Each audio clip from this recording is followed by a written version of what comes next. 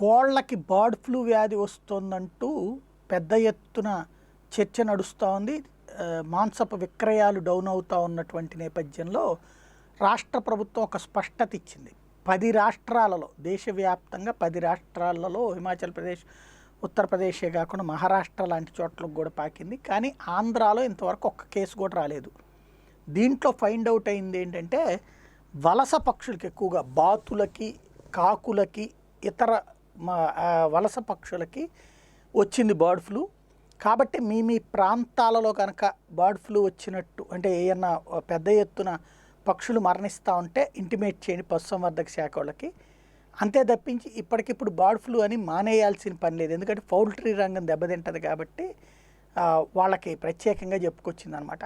ఇక్కడ మాంసపు ఉత్పత్తులకు సంబంధించినటువంటి అంశం వరకే ఇక్కడ యాక్షన్ ఉంటుంది. కంగారు పడాల్సినటువంటి పని లేదు అన్నటువంటిది చెప్పుకొస్తోంది. రేపు కనుమను కూడా వినియోగించుకోండి అన్నటువంటి పిలుపునిస్తోంది.